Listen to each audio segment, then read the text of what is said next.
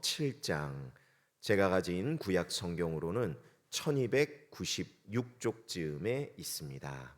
미가서 7장 말씀, 오늘도 드라마 성경으로 함께 보겠습니다.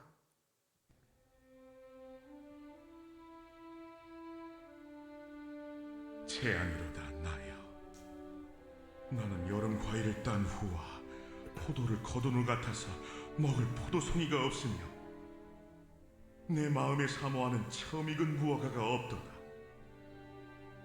경건한 자가 세상에서 끊어졌고 정직한 자가 사람들 가운데 없도다. 무리가 다 피를 흘리려고 매복하며 각기 그물로 성질을 잡으려 하고 두 손으로 악을 부지런히 행하는도다. 그 지도자와 재판관은 뇌물을 구하며 권세자는 자기 마음의 욕심을 말하며 그들이 서로 결합하니 그들의 가장 선한 자라도 가시 같고 가장 정직한 자라도 찔레 울타리보다 더하도다. 그들의 파수꾼들의 날, 곧 그들 가운데 형벌의 날이 임하였으니 이제는 그들이 요란하리로다. 너희는 이웃을 믿지 말며 친구를 의지하지 말며 내 품에 누운 여인에게라도 내 입의 문을 지킬지어다. 아들이 아버지를 멸시하며 딸이 어머니를 대적하며 며느리가 시어머니를 대적하리니 사람의 원수가 곧 자기의 집안 사람이리로다. 오직 나는 여호와를 우러러보며 나를 구원하시는 하나님을 바라보나니 나의 하나님이 나에게 귀를 기울이시리로다.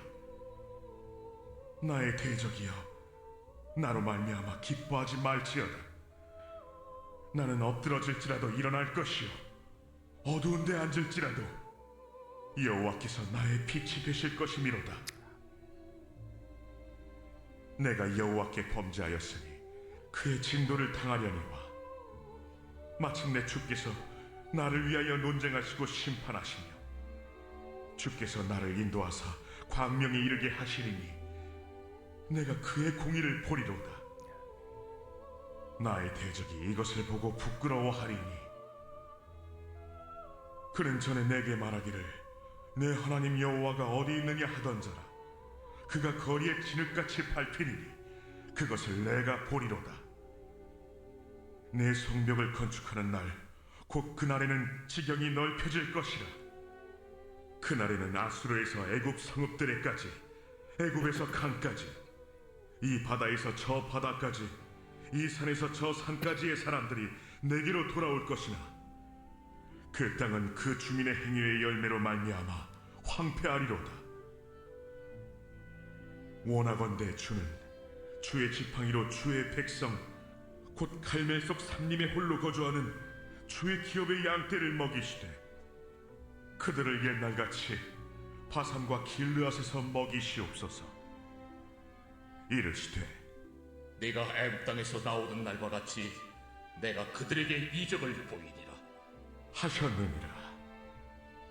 이르되 여러 나라가 보고 자기의 세력을 부끄러워하여 손으로 그 입을 막을 것이요 귀는 막힐 것이며 그들이 뱀처럼 티끌을 핥으며 땅에 기는 벌레처럼 떨며 그 좁은 구멍에서 나와서 두려워하며 우리 하나님 여호와께로 돌아와서 주로 말미암아 두려워하리이다. 주와 같은 신이 어디 있으리이까? 주께서는 죄악과 그 기업에 남은 자의 허물을 사유하시며 인애를 기뻐하시므로 진노를 오래 품지 아니하시나이다. 다시 우리를 불쌍히 여기셔서 우리의 죄악을 발로 밟으시고 우리의 모든 죄를 깊은 바다에 던지시리이다. 주께서 옛적에 우리 조상들에게 맹세하신 대로 야곱에게 성실을 베푸시며 아브라함에게 인애를 더하시리이다. 아멘. 감사합니다. 오늘은 같은 소식 다른 반응이라는 제목으로 오늘 하나님의 말씀 나누고 함께 기도하는 시간을 갖도록 하겠습니다. 제가 지난번 새벽 기도회 때 말씀드렸던 본문이 미가서 4장인데요. 그때 제가 이런 말씀을 드렸었습니다. 우리는 늘 염두해 두고 살 것이 있다. 그것이 무엇인가? 끝날. 반드시 끝날이 있기 때문에 우리들은 끝날을 염두해 두고 살아야 한다. 그 끝날이 개인적인 끝날일 수도 있고 한 나라, 한 민족, 한 사회일 수도 있지만 온 인류의 끝날이 반드시 있다. 왜 그렇습니까? 하나님께서 그렇게 말씀하셨기 때문이시죠. 하나님은 어떤 분이십니까? 하나님은 심판하시는 분입니다.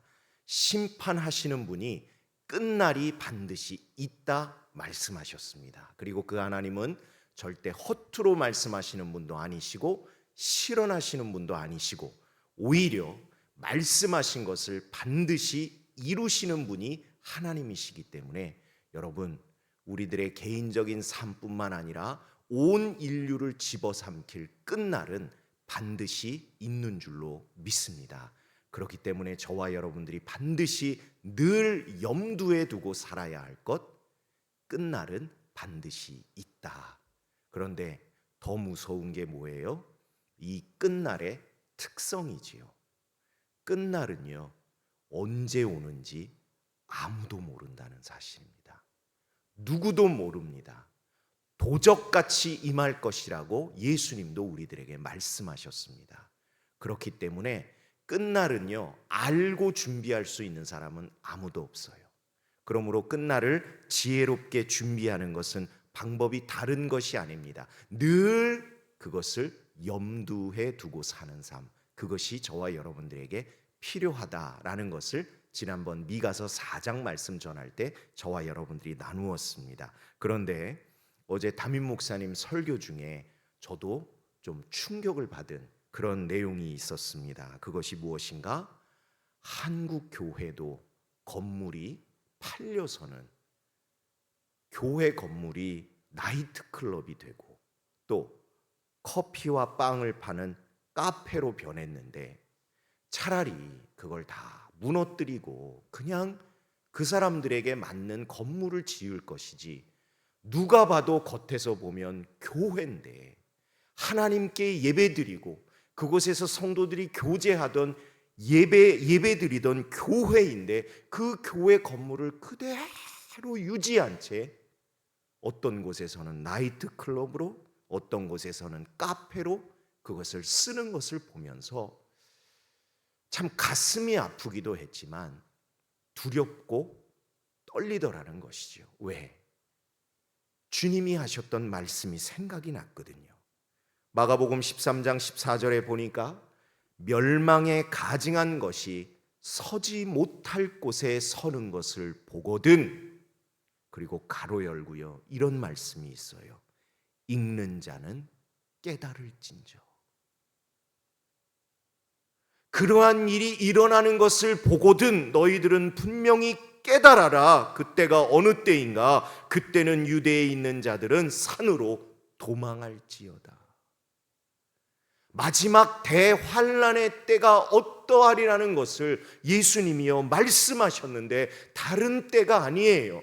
멸망에 가증한 것이 서지 못할 곳에 선 것을 보게 되거든. 마가복음에서는 서지 못할 곳이라고 표현되어 있지만 같은 말씀을 마태복음에서는요 아예 거룩한 곳 이렇게 말씀하셨어요. 멸망에 가증한 것이 거룩한 곳에 서는 것을 볼 때 읽는 자는 깨달을지어다. 다른 것이 아닙니다.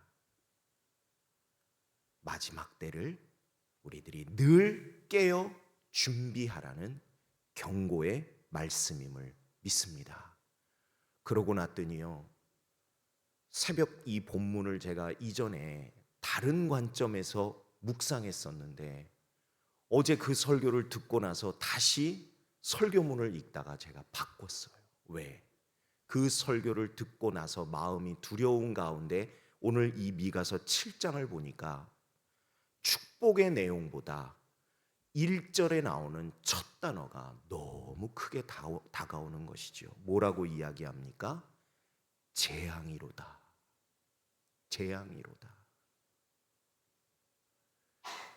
그때 시대에 미가 선지자가 그 시대를 바라보며 탄식하며 고백했던 이 고백이요, 오늘날 한국 교회에 일어난 일들을 바라보며 그렇구나, 우리 믿는 하나님의 백성들이 탄식하며 외쳐야 할 말씀이 바로 이 말씀이로구나.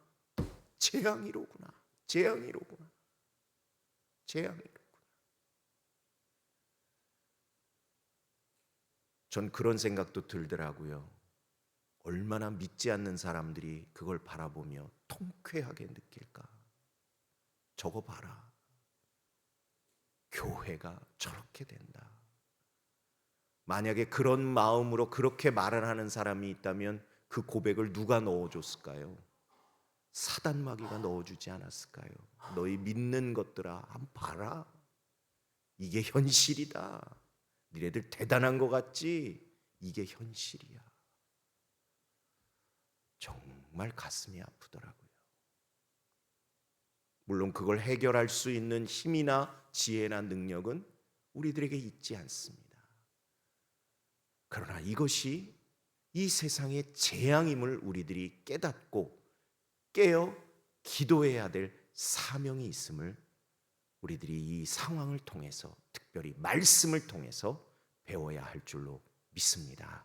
그런데 여러분, 그럼 탄식만 하고 끝날 거냐는 거죠. 그냥 혀만 끌끌끌끌 차고 끝날 거냐는 거죠. 아닙니다. 오늘 말씀은 이러한 시대를 살아가는 우리들이 어떠한 삶을 살아가야 할지를 분명하게 교훈해 주고 계시는데, 그것이 바로 7절의 말씀입니다. 7절 말씀 보니까 오직 나는 여호와를 우러러 보며 나를 구원하시는 하나님을 바라보나니, 이렇게 말씀하십니다. 여러분, 재앙의 시대에 우리 믿는 사람들, 하나님의 택함을 받은 백성들이 해야 될 것은 다른 것이 아니라 하나님만을 우러러 보고 하나님만을 바라보는 신앙생활을 해야 될 줄을 믿습니다. 여러분, 다른 때가 아니에요. 우리들이 어느 때보다 하나님만을 바라볼 때임을 우리들이 깨달아야 합니다. 왜 그렇습니까? 오늘 말씀에 분명히 선언하지만 우리들이 바라볼 하나님이 어떠한 분이냐? 구원하시는 하나님이시기 때문에, 그렇기 때문에 구원하시는 하나님을 우리가 바라봐야 할 줄을 믿습니다. 여러분, 바라보라고 해서 아무 생각 없이 이렇게 쳐다보고 있으면요, 성경에도 그런 장면이 나와요. 어떤 때 나옵니까? 승천하시는 예수님을 그냥 하염없이 바라보는 그 남은 제자들을 향해서 천사가 뭐라고 얘기해요? 갈릴리 사람들아, 언제까지 쳐다만 보고 있을래? 그렇기 때문에요, 여러분, 아무 생각 없이 그냥 바라보거나 아무 생각 없이 신앙생활하는 건 아무 의미가 없습니다. 우리들이 분명한 이유와 목적을 알아야 되는데, 우리들이 왜 이 시대에 하나님을 바라보아야 하는가? 우리가 바라보는 하나님은요, 구원하시는 하나님이시기 때문인 줄로 믿습니다. 여러분, 그렇기 때문에요, 우리들이 믿을 대상은 한 분밖에 없어요. 구원은 아무나 할 수 있는 것이 아닙니다. 오직 구원하시는 하나님만이 우리들을 이 재앙의 시대에서 구원해 주실 줄로 믿습니다. 하나님밖에 없으시다는 걸요, 오늘 말씀도 분명하게 선언합니다. 오늘 우리가 읽었던 5절과 6절 말씀에 보면요, 다른 내용이 아닙니다. 믿을 사람이 아무도 없다고 선언합니다. 믿을 사람이 없어요. 더더군다나 누구도 믿어서도 안 된다고 선언하십니다. 왜? 가장 믿을 만한 사람들이라고 여겨지는 가족마저도요, 대적이 되고 원수가 되는 시대가 바로 이 재앙의 때라는 것이죠. 여러분, 사람은 절대 우리들의 믿음의 대상이 아님을 늘 기억하시기를 소망합니다. 그럼 목사님, 사람과 사람 사이에 못 믿을 세상이면 어떻게 살아야 돼요? 그래서 말씀이 이미 우리들에게 답을 주셨어요. 사람은 믿음의 대상이 아니라 사랑의 대상임을 믿습니다. 왜? 사랑은 허다한 죄를 덮기 때문에. 근데 꼭 우리들이 어디서 문제가 생겨요? 사람을 믿었다가 꼭 상처받고 사기도 당하고 문제도 생기고, 그래서 교회도 못 나오겠다 하시는 분들이 계실 때 참 가슴이 아파요. 왜? 하나님은 이미 말씀하셨거든요. 제발 사람을 믿지 마라. 재앙의 시대에는 더더군다나 가족조차도 믿을 수 없는 시대다. 오직 누구만을 믿어라? 하나님만을 믿으라. 그 구원의 하나님을 우리들이 어떻게 믿어야 하는가? 하나님을요, 우러르라는 거예요. 바라보라는 거예요. 그러할 때 하나님이 우리들에게 어떠한 분이 되어주시는가? 여러분, 이 말씀은요, 좀 밑줄을 그으셨으면 좋겠어요. 7장 8절의 말씀 맨 끝에 보니까 나의 빛이 되실 것이미로다. 하나님이요, 재앙의 시대, 이 어두움의 시대 때요, 우리들에게요, 빛이 되어 주신다는 사실입니다. 여러분, 이게 얼마나 참 은혜로운 말씀이면서도 실제적인 말씀인가 하면요, 과학자들이 이 말씀을 증명하기 위해서 실험한 것은 절대 아닙니다. 그런데 놀라운 실험의 결과가 있습니다. 과학자들이요, 큰 수조 2개를 놓고 물을 가득 채우고 거기에 실험용 쥐들을 풀어놓고 뚜껑을 닫고요, 깜깜하게 해놨답니다. 그런데 다른 점을 하나 뒀는데, 2 수조 중에 한 수조에다가요, 정말 신락 같은 구멍을 뚫어서 빛이 비치게 해놨다는 거예요. 그리고 지켜봤다는 겁니다. 그런데 놀라운 결과가 나옵니다. 빛이 전혀 없었던 깜깜한 수조에 빠진 쥐들은요, 3분 정도를 허우적거리다가 다 죽었다는 것이죠. 그런데 신락 같은 빛이라도 들어갔던 그 수조의 이 쥐들은요, 가장 오래 살아남은 쥐가요, 36시간을 버텼다는 겁니다. 이건 실험의 결과입니다. 물론 성경적 결론을 도출하기 위한 실험은 아니었지만 생명이라는 게 그렇다는 거예요. 신락 같은 희망의 빛이라도 비치면 그것을 보고 참고 견디며 때를 기다리는 것이 생명의 능력인데, 하나님이요, 이러한 재앙의 때에 저와 여러분에게 빛이 되어주신다는 사실입니다. 그 빛이 비춰질 때에 우리들은 어떠한 시대를 맞이할지라도 희망을 놓지 않고 소망을 놓지 않고 견디고 버텨서 하나님의 승리의 때를 맞게 될 줄로 믿습니다. 그렇기 때문에라도 우리들이 어떻게 해야 된다고요? 하나님을 우러러 바라봐야 할 줄로 믿습니다. 그럼 목사님, 보긴 봐야 되는데 하나님은 눈에 보이지 않는데 그럼 하늘만 쳐다보고 있으면 되나요? 아니요, 아까 말씀드렸잖아요. 제자들이 하늘만 쳐다보고 있을 때 갈릴리 사람들아 정신 차려 그랬잖아요. 그럼 하나님을 우러른다는 것은 무엇인가? 바로 오늘 이 새벽에 우리들이 다시 한번 붙들고 기도해야 될 제목이에요. 그것이 무엇인가? 나의 도움이 어디서 오나? 나의 도움은 천지를 지으신 여호와께로다. 시편 122편 1편의 말씀을 우리들이 붙들고요, 오늘 우리들이 기도할 것은 다른 것이 아니에요. 구원의 하나님, 우리들을 불쌍히 여겨주시옵소서. 하나님이 불쌍히 여기실 때, 우리들을 애끓는 심정으로 바라보실 때 성경은 무엇을 증거했습니까?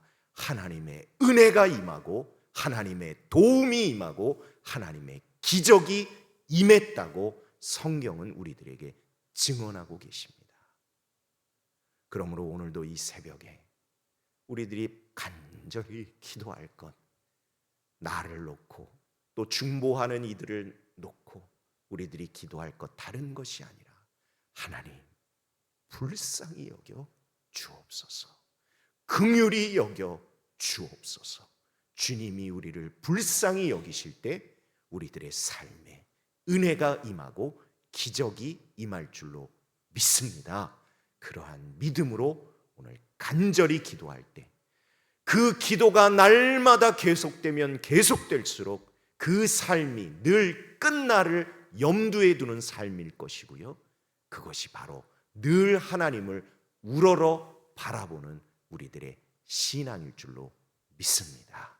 그러한 간절함으로 오늘도 하나님 앞에 기도하며 나아가는 저와 여러분들이 다 되시기를 주님의 이름으로 간절히 축원을 드립니다.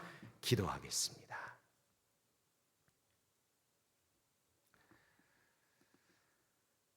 하나님 감사합니다. 오늘도 주님 앞에 귀한 말씀 듣고 기도하며 나아갈 때에 무엇을 놓고 무엇을 위하여 기도해야 할지를 말씀을 통하여 알게 하시고 나누게 하셨으니 감사합니다. 하나님, 하나님을 바라보기는 하여도 기도는 드리기는 하여도 그것이 헛기도, 허공을 치는 기도가 되지 않도록 하나님 주신 말씀 굳게 붙들고 하나님이 원하시는 그러한 고백을 드리는 이 새벽이 될 수 있도록 도와주시옵소서. 그리하여 우리의 기도를 들으시고 응답하시겠다고 약속하신 하나님께서 우리의 기도를 듣고 응답하시되 바라고 소망하고 주님 안에서 꿈꾸며 우리들이 그려가는 것보다 갑절의 능력으로 응답하시는 하나님의 은혜를 저희들이 다 경험할 수 있도록 도와주시옵소서. 오늘도 주님 앞에 기도 제목 하나하나 기록하여 올린 예물이 있습니다. 하나님 기억하시되 이 기도 제목 하나하나 하나님이 이미 다 아시고 응답하실 것을 예비하신 줄로 믿습니다. 하나님의 때에 하나님의 방법으로 놀랍게 응답하실 것을 믿고 끝까지 포기하지 않고 기도할 수 있도록 기대하며 기다릴 수 있도록 하나님 믿음 위에 믿음을 더하여 주시옵소서. 모든 것 주님께 맡겨드립니다. 예수님 이름으로 기도드립니다. 아멘.